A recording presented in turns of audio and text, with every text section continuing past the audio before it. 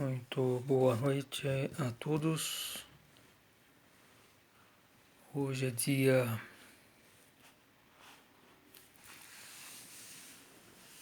18 de abril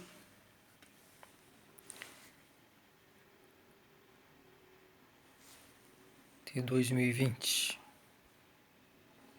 18 de abril de 2020. 23 horas e 5 minutos. Hoje se comemora o dia do nascimento de Emmanuel Abidrushim, autor da Mensagem do Grau na Luz da Verdade.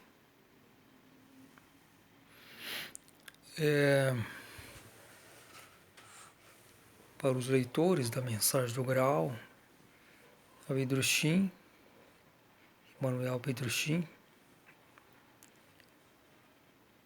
ele foi o prometido Filho do Homem, que Jesus falou que ele viria. E o Filho do Homem nada mais é que o Espírito Santo. Ele esteve aqui na Terra, nasceu em 18 de abril de 1875 e faleceu em 6 de dezembro de 1941, aos 66 anos. Ele, por fim, no último ano de vida, ele concluiu a sua terceira edição da Mensagem do Grau em 3 volumes. Só que na época ele tinha sido preso, né, por 6 meses pelo regime nazista. E ele estava vivendo em Kipsdorf, próximo a Dresden, mais ou menos uns 30 quilômetros a sudoeste de Dresden. Não, sudeste. Aproximadamente a sudeste de Dresden, uns 30 quilômetros. E ele nasceu em Bischofswerda, que fica mais ou menos a nordeste, uns 30 quilômetros a nordeste de Dresden.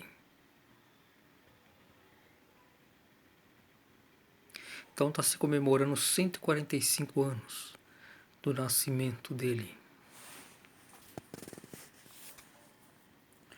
Minha página do Facebook, eu postei aí alguma foto, alguma coisa assim de Abidrushim.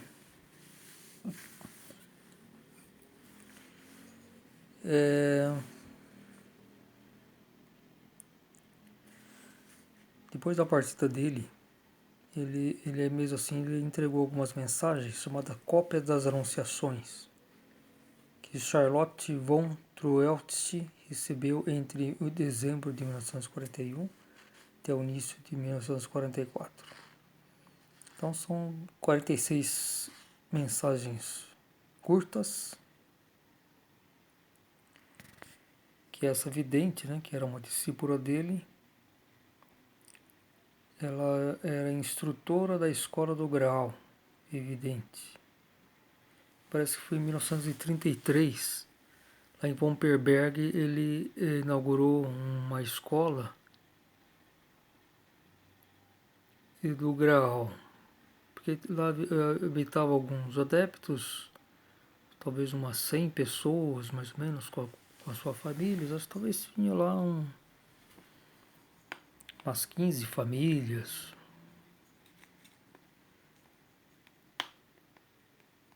15 ou mais, talvez umas 20 famílias. Pessoas adeptos ou então apóstolos. Leitores da mensagem, né? Tinha as devoções. Mas enfim, então ela recebeu essas mensagens de Abidrushim e transmitiu ainda depois da morte dele, né? Do blogger do editor Rubens de Oliveira Santos, ele fez um trabalho assim de publicação, né, nesse blogger, e também acho que editou alguns livros daquela época, né, década de 1930, que foi produzido muita coisa. Abdurrahim tinha uma editora em Munique, que em 1937, em agosto de 1937, foi interditada pelo regime nazista. Muitos desses escritos daquela época, esse editor, Rubens de Oliveira Santos, recuperou, já que também já fazia mais de 70 anos da morte de Abdurrahim, então já não tem mais direito autoral, né? Se tornou de domínio público. Essa Charlotte, então, recebeu as mensagens, e nesse bloco do blogger, do editor Rubens, estão apenas 5. Eu verifiquei em português. Eu já visitei esse blogger.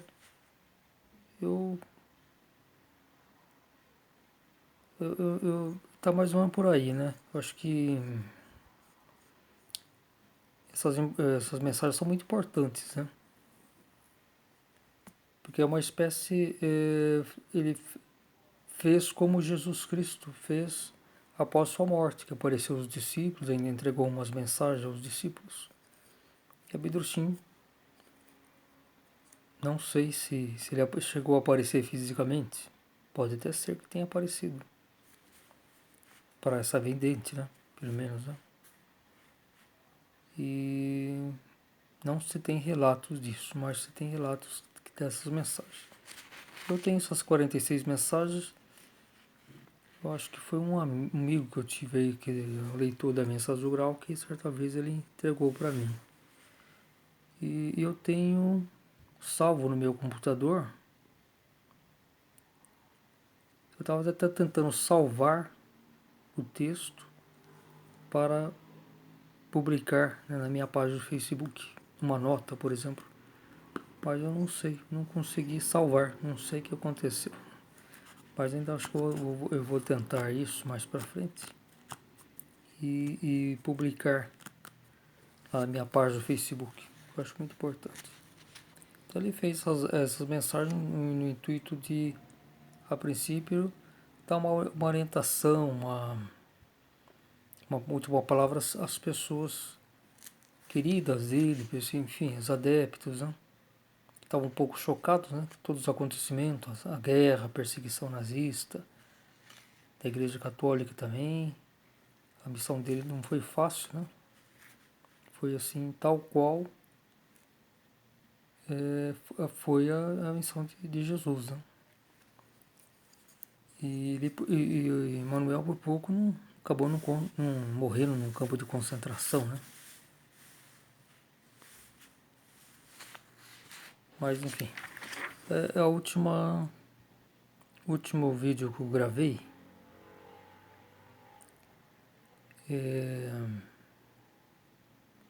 Eu li.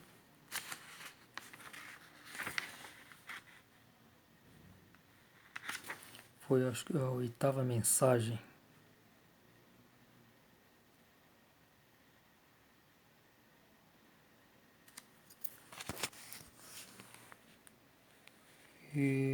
Só que aqui não, foi a 7ª mensagem. Que não está nesse blogger do Rubens. Parece que é até a 5ª mensagem que ele postou. Talvez tenha em alemão. E aí talvez consiga uma tradução. Usando o tradutor Google, não sei. Se talvez conseguisse. Mas eu estava gravando pelo celular e com 10 minutos encerrou, né? Eu costumo fazer uma leitura e depois fazer algumas reflexões, né? Então vamos lá, eu vou ler parágrafo por parágrafo e fazer algum comentário. Seres humanos, inúmeras almas desperta hoje o grito pelo Espírito de Deus. Tanto mais a humanidade, afundando, se distanciou de Deus, tanto mais forte torna-se o anseio pela paz que ele deve lhes trazer. E eles esquecem que já o Filho de Deus havia dito: eu não vim para trazer a paz, mas sim a espada.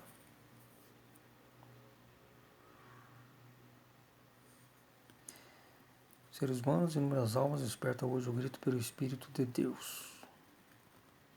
É um anseio, né? Naquela época essa mensagem foi Ismael, né? Ismael, que foi João Batista, em Pentecostes de 1942. Aí eu não sei se de repente Ismael, que recebeu essa mensagem de Bidurshim e retransmitiu a vidente. Pode ser que tenha sido isso. Mas estava na época de guerras, né? Muita com a Segunda Guerra, então geralmente quando há um sofrimento muito grande, né? Muitos despertam esse anseio por Deus, né? Enquanto que quando está tudo com muita fartura, né? Geralmente as pessoas esquecem, né? Querem se divertir, passar tempos e tal, né? Então aquele tempo, inúmeras almas desperta hoje o grito pelo Espírito de Deus. Esse anseio. Como foi lá os israelenses, né? Quando estavam escravos lá no Egito, devido àquele sofrimento, despertaram a intuição, aquela ligação com Deus, né? Tanto mais a humanidade afundando, se distanciou de Deus, tanto mais forte torna-se o anseio pela paz que ele lhes deve trazer. A humanidade está afundando, mas sempre tem aqueles que despertam o anseio, né, por Deus e fazem a ligação, né? Porque se não houvesse mais ligação na Terra, ela já estaria destruída há muito tempo, né? Eles esquecem que já o Filho de Deus havia dito: eu não vim para trazer a paz, mas sim a espada. Jesus é o amor de Deus, né? Ele não era aquela pessoa mansa, né? Muito bondosa, como umas pessoas imaginam. Ele praticava o amor severo. Ele não veio para julgar, né? Ele mesmo disse que eu vim para salvar, não julgar. Porque quem salva, quer dizer, quem traz o juízo é o Espírito Santo. Mas a paz, nesse sentido, ele não veio trazer, porque ele veio numa época muito conturbada também, né? Com os judeus já se distanciando da luz, né? Suas crenças estavam muito já engessadas devido ao raciocínio, né, que predominava já naquela época. Então, tanto é que não reconheceram Jesus, o Filho de Deus, né? Enfim, era uma época muito conturbada. E então é isso. E a mensagem dele veio para dividir os seres humanos. Mesmo sendo uma mensagem de amor, tem aqueles que aceitavam, outros que não. Tanto é que ele acabou sendo morto, né? Se ele fosse muito pacífico, muito bondoso, não perturbaria, né, os dirigentes, né? Então nem havia por que ele morrer. Venha Espírito Santo, suplica-se em todos os idiomas para o alto. Seres humanos, o Espírito de Deus, o Espírito Santo de Deus, esteve entre vós e vós não o reconhecestes. Justamente porque o Espírito Santo, né, o prometido Filho do homem, veio e a humanidade novamente não o reconheceu. Naquela época, na Alemanha, existiam muitos judeus. Talvez inconscientemente eles sabiam que lá estava o Messias, né? Que Isaías havia anunciado. Então, mesmo inconscientemente, os judeus buscavam esse Messias, mas não o reconheceram, né? Não o reconheceram. Então é isso que acontece muito hoje. A igreja fala muito em, principalmente os evangélicos, né, os ditos cristãos, muito em Espírito Santo, isso, Espírito Santo, a coisa que eu mais falo, né? É Jesus, Espírito Santo, Deus, né? Bíblia, mas na verdade recusam o Espírito Santo. O Espírito Santo veio aqui pessoalmente, escreveu sua mensagem, mas não atinam com isso, querem ficar naquela lenga-lenga, aquelas súplicas, aquelas lamúrias, enfim, né? Não querem colocar ação, né? Ficam presos aquelas crenças cegas, dogmas, enfim, ela não liberta a intuição, né? Não há ligação. Muitos temem, porque só quando a crença é pura, né, é que não há turvação na ligação com Deus, com a vontade de Deus. Com essa crença cega, com muitas coisas mal incompreendidas na Bíblia, ou mesmo mentiras, enfim, coisas fora da época, traduções, enfim, não tem como, não há uma sintonia perfeita. Então sempre é como se fosse uma estação mal sintonizada, muito cheia de ruídos, né? Então é isso que acontece.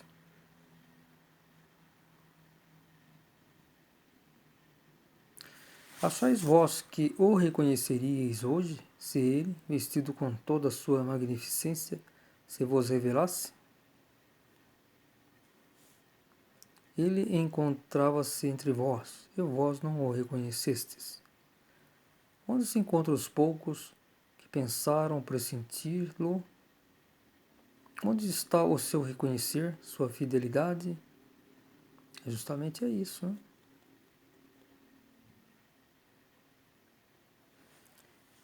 E é isso. O filho do homem que Jesus prometeu, ele não havia a necessidade de se encarnar. Ele poderia aparecer como juiz nas nuvens, vamos supor assim, espiritualmente. Mesmo assim, estava de acordo, né, com a lei. Mas ele aceitou encarnar novamente na Terra, né? Ele já tinha vindo uma vez pessoalmente encarnado na época de Moisés. Ele foi mentor de Moisés. Esse foi um misterioso príncipe árabe. Eu, porém, vos digo, ele virá e com ele o fim do juízo, que já agora sobreveio sobre Éfeso. A quantos ele terá que dizer, afastem-se de mim, vós malfeitores, eu nunca vos conheci.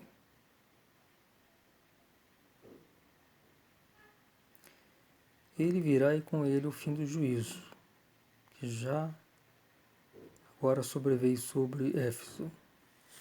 Agora eu entendo que esse ele virá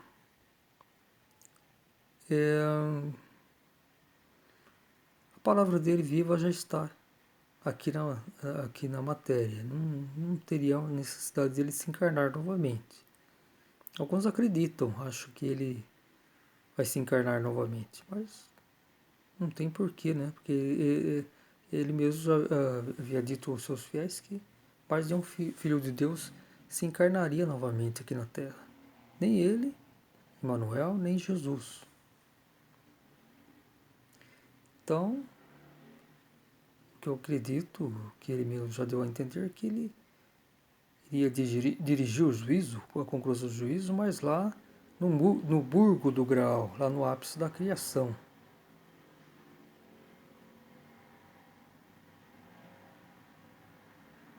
Agora virá o quê? Virá a sua lei, né? Sua justiça, que os seus servos vão cumprir.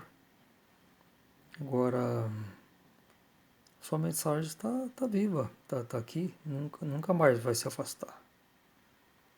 Então, acontece que as pessoas ainda não acordaram para isso. Né? Muitos poucos já reconhecem isso. Ele virá e com ele o fim do juízo, que já agora sobreveio sobre Éfeso. Éfeso é uma parte do universo. Existem 7 esferas universais e a nossa Terra está em Éfeso. A Rosélia von Sass, ela fala sobre essas 7 partes do universo, tanto no livro de Juízo Final, quanto os primeiros seres humanos. Ordem do Grau na Terra, a entidade editora, tem lá o catálogo de livros, quem quiser acessar, pode digitar Ordem do Grau na Terra, ou então o site www.graal.org.br.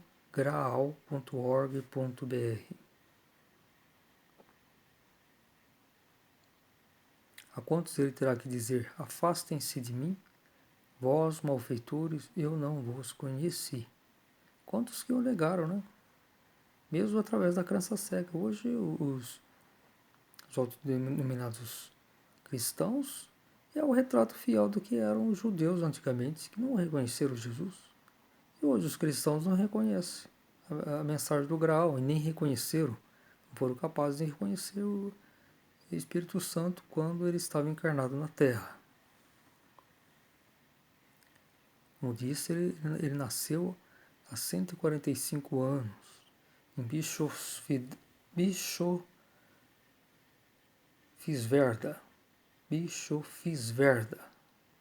Saxônia. Ele teve um nome terreno como cidadão alemão de Oskar Ernst Beinhardt. Seres humanos, não se trata de algo terreno na grande luta, na qual Éfeso se destrói a si mesma. Estrodeando sucumbirá ao antigo, para que tudo se torne novo, para que o Espírito Santo, o Espírito de Deus, erga o seu reino em esplendor. Ismael, Pentecostes, 1942. Como disse, Ismael, ele foi João Batista, né, naquela época. Então essa mensagem me parece que veio de Ismael.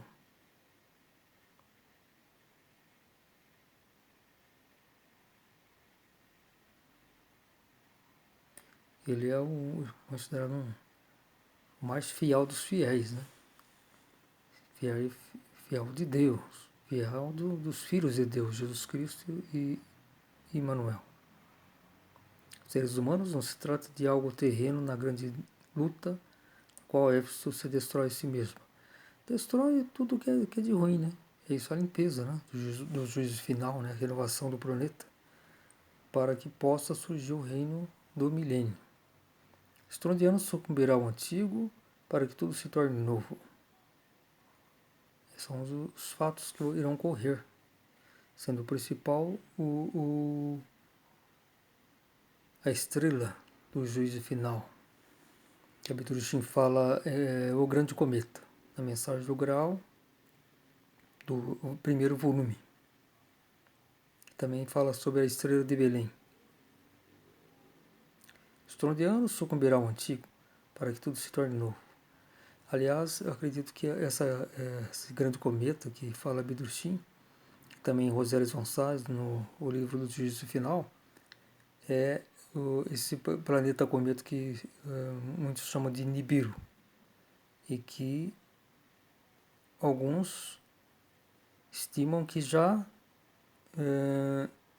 daqui a um ano, lá para abril, março, abril, ele já deve estar na sua proximidade máxima da Terra. E hoje ele estaria cruzando a órbita de Júpiter.